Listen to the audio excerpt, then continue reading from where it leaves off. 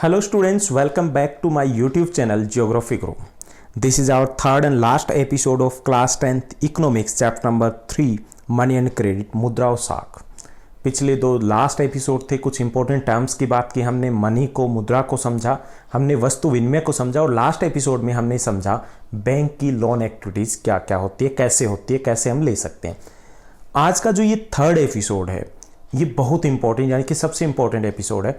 इसमें से value based question बनने वाले हैं जो आपके बोर्ड एग्जामिनेशन का हिस्सा रहते हैं। उनमें हम बात करेंगे ऋण के स्रोत कौन कौन से होते हैं और कौन से सोर्स से ज़्यादातर लोग लोन लेते हैं, क्यों लेते हैं, कहाँ से हमें लेना चाहिए, ये हम बात करेंगे और सेल्फ हेल्प ग्रुप की बात करने वाले हैं इस एपिसोड में। चलिए हम शुरुआत करते हैं। सबसे पहले हम बात करेंगे भारत में, हमारे देश में ऋण के स्रोत कौन कौन से हैं। जैसा कि आप स्क्रीन पे देख पा रहे होंगे कि दो स्रोत होते हैं। पहला जो है वो है इनफॉर्मल और दूसरा है फॉर्मल। अब मैंने तो बता दिया इंग्लिश में, आपको शायद समझ में नहीं आया होगा। इनफॉर्मल अनौपचारिक और फॉर्मल औपचारिक, फिर भी समझ में नहीं आया होगा। चलिए थोड़ा और डिटेल में पता करते हैं कि ये फॉर्मल इनफॉर्मल क्या है। फॉर्मल सोर्स ऑफ क्रेडिट है, उसे हम औपचारिक ऋण के स्रोत बोलते हैं। औपचारिक ऋण का स्रोत है जैसे बैंक, सहकारी समिति है, इनसे जो ऋण लेते हैं वो औपचारिक कहलाता है, फॉर्मल कहलाता है। ओके, जैसे बैंक और सहकारी समितियां, इसके एग्जाम्पल आ गए। अनौपचारिक क्या होता है, जो हम साहूकारों से, आड़ती से, व्यापारी से जो लोन लेते हैं या रिश्तेदारों से लेते हैं या अपने दोस्तों से लेते हैं, ये अनौपचारिक होता है। ओके, आप दोस्तों से भी लेते होंगे, उधार मांगते होंगे, है ना, और आप दे भी देते होंगे, वापस आए ना आए, लेकिन अनौपचारिक में रिश्तेदारों से भी ले लिया जाता है कभी कभी, तो ये अनौपचारिक है। और जो बैंक और सहकारी समितियों से लेते हैं वो सारे क्या है, वो औपचारिक में शामिल होते हैं। अब इसमें से बहुत इंपॉर्टेंट जो क्वेश्चन आपके बोर्ड एग्जामिनेशन के लिए बनता है वो है कि इन दोनों स्रोतों में अंतर क्या है, डिफरेंस क्या है। क्योंकि आपके लगभग 12 to 15 मार्क्स के जो क्वेश्चंस होते हैं बोर्ड एग्जामिनेशन में, वो होते हैं जिनमें आपको एनालाइज करना होता है, विश्लेषण करना होता है, जिसमें आपको अंतर बताना होता है। तो कुछ ही क्वेश्चन आपके पूरे सिलेबस में से बन रहे हैं, उनमें से सबसे इंपॉर्टेंट जो हॉट क्वेश्चन है वो यही है कि ऋण के औपचारिक और अनौपचारिक स्रोत में अंतर क्या होता है। चलिए हम काफ़ी सारे पॉइंट्स है वो मैंने बनाए हैं, उनके द्वारा हम अंतर पता करते हैं। तो इसमें से ऋण के औपचारिक स्रोत मैंने यहाँ पर आपको शो कर रहा हूँ, और अनौपचारिक है वो साथ साथ बताता रहूँगा। आगे दिया भी गया लेकिन यहाँ पर ही हम क्लियर कर लेंगे। ऋण के जो औपचारिक स्रोत होते हैं और ये होते हैं अनौपचारिक स्रोत, यानी कि ये हैं इनफॉर्मल, यहाँ पे लिख दिया मैंने। ये सरकार के द्वारा पंजीकृत होते हैं, यानी कि सरकार के द्वारा रजिस्टर्ड होते हैं। कौन से? बैंक और कोऑपरेटिव सोसाइटी। अब आपके दोस्त हैं, आपके रिश्तेदार हैं, भटिंडे वाली बुआ जी हैं या मेरठ वाले फूफा जी हैं, तो वो तो रजिस्टर्ड नहीं होते ना, तो वो सरकार के द्वारा रजिस्टर्ड नहीं होते हैं। इसकी निगरानी आरबीआई करता है। आरबीआई है वो सुपरवाइज करता है इनके काम को। यहाँ पर सुपरवाइज करने के लिए कोई संस्था नहीं होती। इनकी ब्याज दर फिक्स होती है, निश्चित होती है कि इतना रहेगा तो पूरे देश में इतना ही रहेगा। पीएनबी में अगर आपके गांव में इतनी है तो शहर में भी वही मिलेगा, बस स्टैंड के पीछे वाले बैंक में भी वही मिलेगी। जबकि यहाँ पर कोई फिक्स नहीं होती। आपको 2 रुपये सैकड़ा, 3 रुपये सैकड़ा, 5 रुपये सैकड़ा, यानी कि महीने में आप 100 रुपये लेते हो तो 5 रुपये आपको ब्याज देना पड़ेगा। कितना भी हो सकता है, हर व्यक्ति का अपना अलग अलग सिस्टम होता है, तो यहाँ पे फिक्स नहीं होती। यहाँ ब्याज दर कम होती है, यहाँ पे ब्याज दर क्या होती है, हाई होती है, ज़्यादा होती है। यहाँ तो बहुत कम होती है बैंक में, लेकिन वहाँ पर अधिक होती है। यहाँ पर बैंक से अगर लोन लेना हमें औपचारिक स्रोत से, तो वो प्रक्रिया काफ़ी लंबी होती है। आप जाओ, उसके बाद कहेंगे ठीक है ये डॉक्यूमेंट्स लेके आओ, फिर इनकी फ़ोटोस्टेट करवा के लेके आओ, एक ये चीज़ चाहिए, कल आना, अभी टाइम नहीं है, लंबी भीड़ लगी होती है, तो जटिल प्रक्रिया होती है, थोड़ी लंबी भी होती है। यहाँ पे आसान होता है, सब कुछ क्या होता है, ईजी होता है। आप आड़ती के पास गए, रिश्तेदार के पास जाते हो, फ्रेंड के पास जाते हो, जैसे ही आप गए, पहली बात तो ये कि भाई ज़रूरत है मुझे, थोड़ा सा अर्जेंट है, आपने ये किया तभी वो समझ जाएगा कि मतलब अर्जेंट है, ये पैसे मांगने वाला, और उसका थोड़ा सा हाव भाव बदल जाएगा तो समझ जाओ कि मना हो गया। अब रिश्तेदार के पास जाते हो तो भी यही है कि वो चाय पिलाएगा और उसके बाद या तो हाँ या ना, ऐसे तो नहीं है ना। तो वहाँ प्रोसीजर आसान होती है, लंबी नहीं होती, आसान होती है, हाँ होता है या ना होता है। जबकि बैंक में लोन लेना काफ़ी लंबी प्रोसेस होती है। वो लोन सेंक्शन होने में ऊपर तक सेंक्शन होता है, एक डेढ़ महीना लग जाता है, 10 दिन लग जाते हैं, 5 दिन लग जाते हैं, लंबी प्रोसेस होती है। यहाँ पे समर्थन ऋणाधार की आवश्यकता होती है, यानी कि आपके पास प्रॉपर्टी होनी चाहिए जो सिक्योरिटी के तौर पर बैंक में जमा करवाओगे। यहाँ पर इसकी ज़रूरत नहीं होती, क्योंकि आड़ती, रिश्तेदार और जो आपका फ्रेंड आपको पैसा दे रहा है वो आपको पर्सनली जानते हैं, आपका बिहेवियर अच्छा है तो आपको लोन देगा वो। ओके, इसके साथ साथ बैंक से, यानी कि अगर हम फॉर्मल सेक्टर से लोन लेते हैं तो पहले का लोन अगर हमने नहीं चुकाया है तो दूसरा हम नहीं ले सकते। लेकिन इनफॉर्मल में ऐसा होता है, आड़ती से, व्यापारी से, बड़े किसान से हमने पैसा ले रखा, पहले के 10,000 रुपये पड़े हैं अभी भी, फिर भी हम कह सकते हैं कि इतने चाहिए तो दे देगा, कोई कंडीशन नहीं है।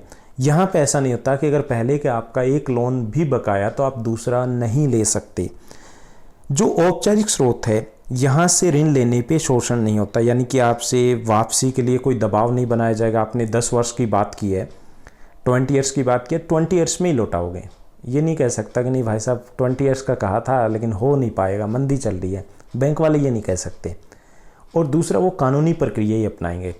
लेकिन इनफॉर्मल सोर्स में शोषण होता है। कई बार ये है कि सरपंची के इलेक्शन हुए गांव में, लोन ले रखा है आपने लेकिन वोट उसको नहीं दिया, तो कहेगा नहीं मुझे तो कहा तो मैंने 1 साल का था लेकिन मुझे तो अभी चाहिए, अभी ही चाहिए। इसके अलावा किसी प्रकार की मारपीट वगैरह, ऐसा भी झगड़ा भी हो जाता है, जबकि बैंक में ऐसा नहीं होता, यहाँ शोषण की संभावना कम रहती है। इसके साथ साथ जो बैंक से हम लोन लेते हैं तो यहाँ पर लोन देने का जो उद्देश्य होता है वो क्या होता है, सामाजिक कल्याण होता है, ताकि आपको प्रॉफिट हो सके, ताकि आप आगे बढ़ सकें। जबकि इनफॉर्मल सेक्टर में जो लोन दे रहा है उसका मतलब ब्याज से होता है, उसे मतलब है प्रॉफिट से, उसके लिए वो लोन दे रहा है। यहाँ पर उदाहरण हम लेंगे, एग्जाम्पल लेंगे बैंक और सहकारी समितियाँ, और वहाँ पर एग्जाम्पल है, आपको पता ही है, आपके फ्रेंड, आपके रिश्तेदार, आड़ती, व्यापारी, बड़े किसान, वो सभी क्या है, इनफॉर्मल सेक्टर में आएंगे, अनौपचारिक में आएंगे। ओके, तो ये था हमारा औपचारिक और अनौपचारिक जो सोर्स ऑफ क्रेडिट है उसमें क्या अंतर है।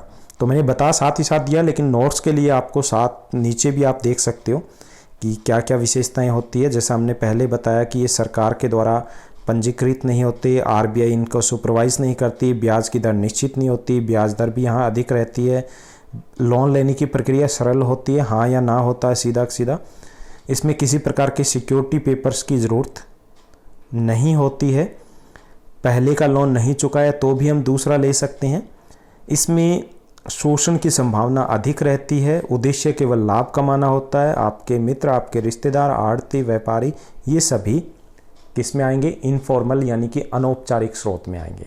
तो समझ में आ गया, यानी कि 2 जगह से लोन ले सकते हैं, औपचारिक स्रोत से और अनौपचारिक स्रोत से। ओके, अब फायदे वाला कौन सा है, औपचारिक वाला है, ब्याज दर कम है, आराम से लौटा सकते हैं, शोषण नहीं होगा। अब ब्याज दर कम है, मेन तो यही आता है कि ब्याज दर कम है, तो इसका मतलब ये कि हमारे लिए प्रॉफिट के लिए हम प्रॉफिट कमा पाएंगे, तो ये इसका बेनिफिट है। अगर हम ओवरऑल प्रॉफिट के लिए अगर हम ले रहे हैं, लोन कभी भी लिया जाता है प्रॉफिट के लिए लिया जाता है, तो उसमें ब्याज दर है वो मैटर करती है, काफ़ी मैटर करती है, तो यहाँ कम है, हालांकि थोड़ी प्रोसेस है वो लंबी है और कोलेटरल की ज़रूरत होती है, यानी कि हमारे पास प्रॉपर्टी होनी चाहिए सिक्योरिटी के तौर पर। तो इनमें से बेटर कौन सा है, जो औपचारिक है, जो हम बैंक से लोन लेते हैं, इसमें ब्याज दर है लगभग आधी या उससे भी कम हो जाती है, जो हम आसपास से कहीं से और जगह से लोन या ऋण ले रहे हैं। अब थोड़े और डेटा हम देखते हैं कि भारत में गांव में लोन कहाँ से लिए जाते हैं। तो मेरे पास एक डायग्राम है, इससे आप देखिए कि ये यहाँ पर जो शो किया गया है ये कमर्शियल बैंक हैं और ये यहाँ पर कोऑपरेटिव सोसाइटीज़ हैं। ये लगभग जो 52% जो लोन है वो बैंकों से या फिर कोऑपरेटिव सोसाइटी से लेते हैं।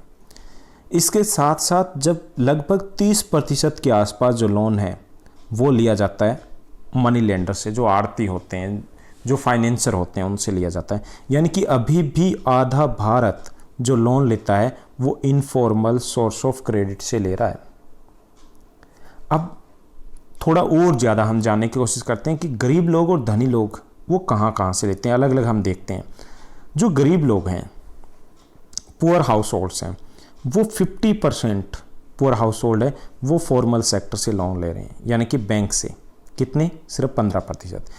और 85% जो लोग हैं वो लोन लेते हैं कहाँ से? इनफॉर्मल सोर्स ऑफ क्रेडिट से, यानी कि जहाँ ब्याज दर अधिक है, अनौपचारिक क्षेत्र से, आड़ती से, रिश्तेदार से, अपने साथी से, उन सब से लोन लेता है। थोड़ा हम धनी को भी देख लेते हैं। जो धनवान लोग हैं, रिच हाउस होल्ड है, वो कहाँ से लोन लेते हैं? रिच हाउस होल्ड की अगर बात करें तो 15% के आसपास, ये हमने यहाँ पर भी पुअर हाउस होल्ड ही हमने डाल दिया। अगर हम रिच की बात करें तो जो रिच हाउस होल्ड है वो 10%, यानी कि 10% के आसपास रिच हाउस होल्ड है वो लेता है इनफॉर्मल से, और बाकी 90% वो लेते हैं फॉर्मल से। यानी हम अगर डिफरेंस देखें तो जिनके पास पैसा अधिक है वो ले रहे हैं जहां ब्याज कम है, और जिनके पास पैसा कम है वो वहां से ले रहे हैं अनौपचारिक से जहां ब्याज अधिक देना पड़ रहा है। तो ऐसा क्यों है? अधिकतर आज भी क्यों गांव में, खास तौर पे हम गांव की बात करें तो अनौपचारिक जो ऋण के स्रोत है वहां से ही लोन क्यों लेते हैं? तो एक इंपॉर्टेंट वैल्यू बेस्ड क्वेश्चन बन रहा है एग्जाम के लिए भी कि ग्रामीण क्षेत्रों में आज भी अनौपचारिक क्षेत्र से लोन अधिक लिया जा रहा है, 85%। क्यों? तो चलिए हम पता करते हैं। इंपॉर्टेंट क्वेश्चन है। पहला तो ये कि बैंक जाते ही कहता है कि भाई साहब आपके पास प्रॉपर्टी है सिक्योरिटी के तौर पर, तो ज़्यादातर लोगों के पास समर्थन ऋणाधार नहीं होता है और इसके कारण बैंकों से लोन नहीं मिल पाता है, पहली चीज़। दूसरा ये कि औपचारिक ऋण के स्रोत है वो बैंक जो है वो गांव में होते नहीं। अभी भी अधिकांश गांव में, अगर हम हरियाणा की बात करें, पंजाब की बात करें तो डेवलप हो गए, यहाँ पर ज़रूर मिल रहे हैं, लेकिन हम पिछड़े राज्यों की बात करें तो वहाँ पर नहीं है, और हम 10 वर्ष पहले की बात करें तो हमारे यहाँ पे नहीं होते थे। तो बैंक होते नहीं, इसके कारण भी वो औपचारिक की बजाय अनौपचारिक की तरफ जाते हैं। दूसरा कारण ये। तीसरा कारण ये है कि मान लीजिए उनके पास प्रॉपर्टी है, तो क्योंकि वो पढ़े लिखे तो नहीं है, ज़्यादातर ग्रामीण जो लोग होते हैं आमतौर पे कम पढ़े लिखे होते हैं, तो उनके लिए जो कागजात जुटाने होते हैं वो बड़ा मुश्किल कार्य है, पेचीदा उनको लगता है कि बड़ा टेढ़ा काम है, ये पेपर चाहिए, वो पेपर चाहिए। पहले प्रोसेस काफ़ी लंबी भी होती थी, काफ़ी जटिल भी होती थी। तो इसके कारण भी कि अगर उनके पास प्रॉपर्टी है तो भी वो जैसे पटवारी के पास जाना, वहाँ से वो ज़मीन के कागजात निकालना, बड़ी लंबी प्रोसेस होती है। तो इसके कारण भी वो प्रेफरेंस देते हैं किसको? अनौपचारिक को। वो सोचते हैं कि नहीं छोड़ो यार इस झंझट से, वहीं से ले लेते हैं, तो वहीं से ले लेते हैं। तो एक ये भी कारण है कि औपचारिक से लोन लेना वो लंबी और जटिल प्रक्रिया, किसी को तुरंत में चाहिए, लेकिन बैंक से लोन सैंक्शन होने में काफ़ी लंबा टाइम लग जाता है। तो ये भी एक कारण है, इसके कारण भी वो अनौपचारिक है वहाँ से लेना पसंद करते हैं। एक कारण और भी है, वो कारण ये है कि औपचारिक क्षेत्र से अगर आपने पहले लोन ले रखा है तो दूसरा लोन नहीं ले सकते जब तक आप पहला नहीं दोगे। और गांव में ये अधिकांश होता है कि खेती में पहली फसल है वो अच्छी नहीं हुई या उसकी पेमेंट नहीं आई, उससे पहले उसे दूसरे की बुआई करनी है, दूसरी फसल की, उसको पैसा चाहिए।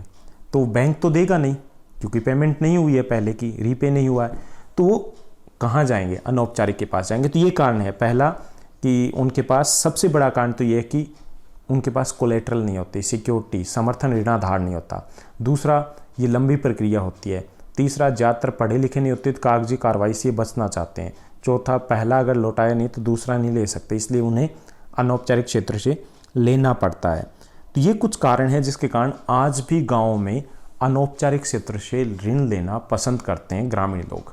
ओके, चलिए थोड़ा और आगे बढ़ते हैं कि अब हम बात करते हैं कि गाँव में औपचारिक क्षेत्र के जो स्रोत हैं, जैसा हमने बात किया कि इसलिए भी गांव में लोन नहीं ले पाते क्योंकि वहां पर बैंक नहीं है, कोऑपरेटिव सोसाइटी नहीं है।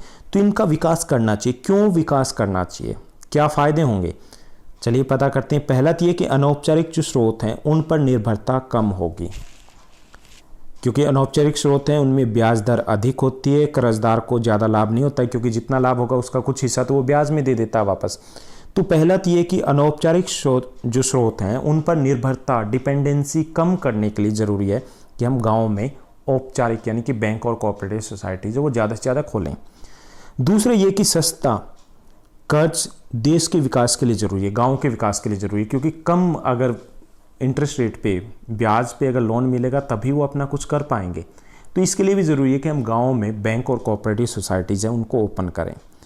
उसके बाद तीसरा जो कारण है कि औपचारिक जो अनौपचारिक क्षेत्र है वो ऋणदाताओं से लिए गए उधार पर आमतौर पे ब्याज दर है वो काफ़ी ज़्यादा अधिक होती है। तो इससे कई बार उनकी आय बढ़ने की बजाय आय कम हो जाती है या आय बढ़ नहीं पाती।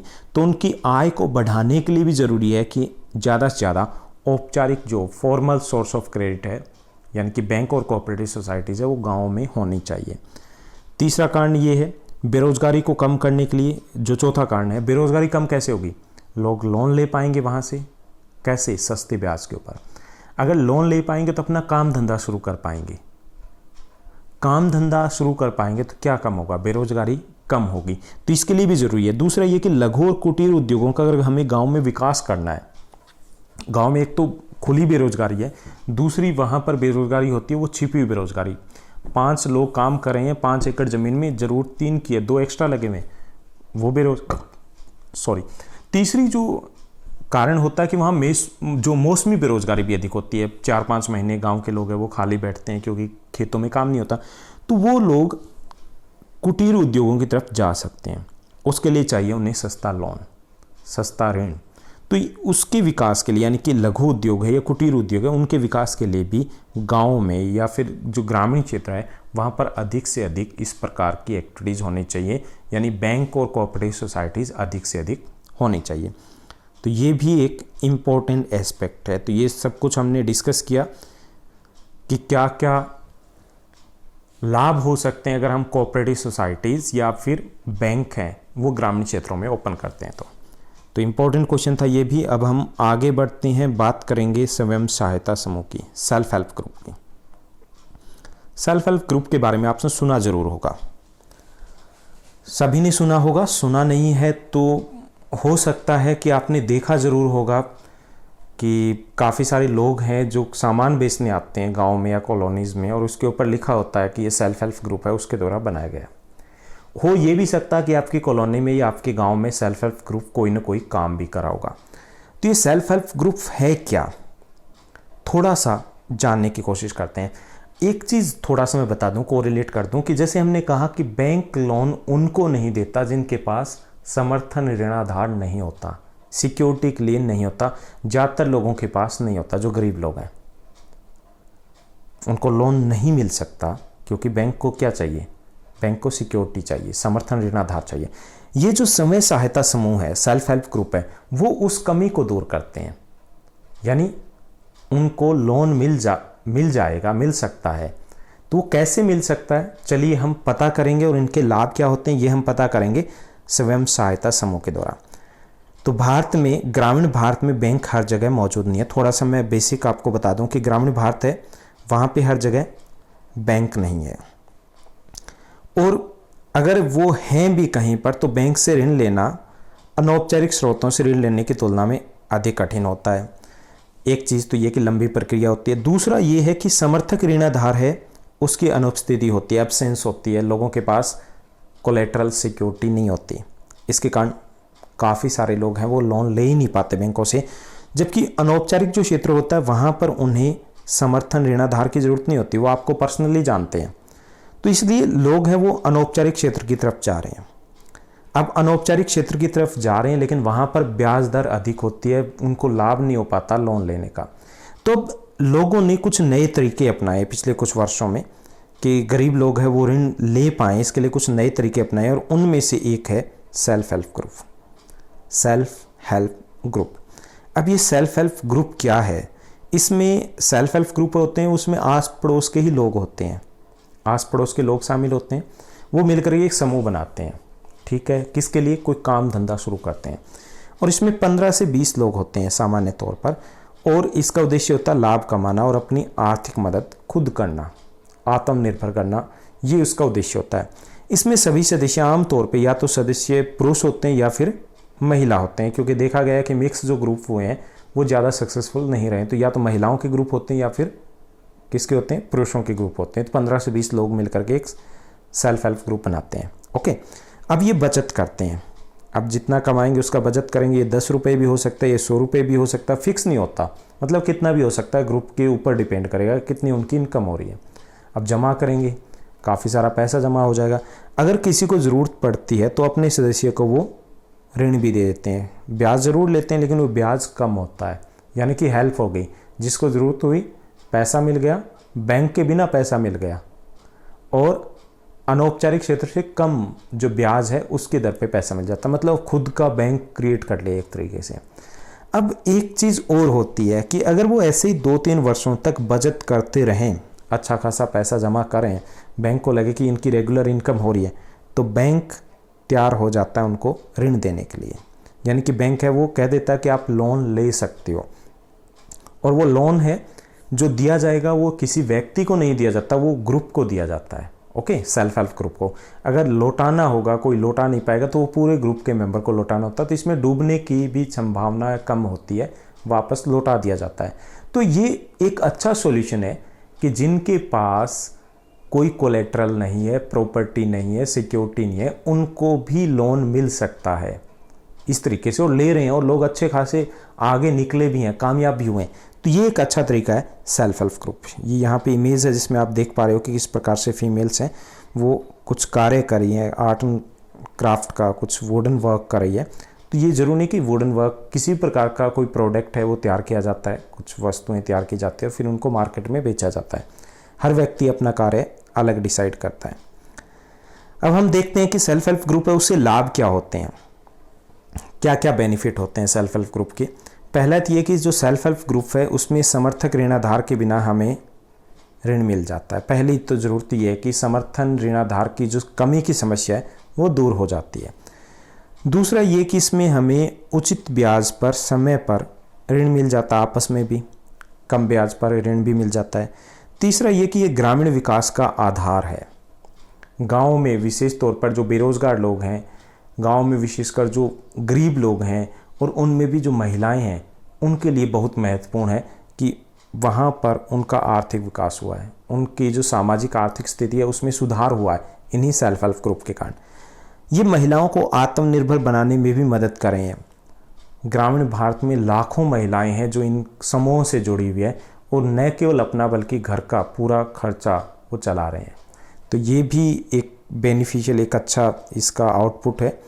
इसके साथ साथ एक और जो सामाजिक आउटपुट ये है कि इनकी नियमित बैठकें होती है, नियमित समय पर इनकी लगातार बैठक होती है। लोग मिलकर के जुड़ने की एक ही जगह पे काम करें, अपने अपने घर में काम कर सकते हैं, और फिर लगभग महीने के बाद या 15 दिनों के बाद या ऐसा कुछ फिक्स होता है, उसके बाद इनकी मीटिंग होती है।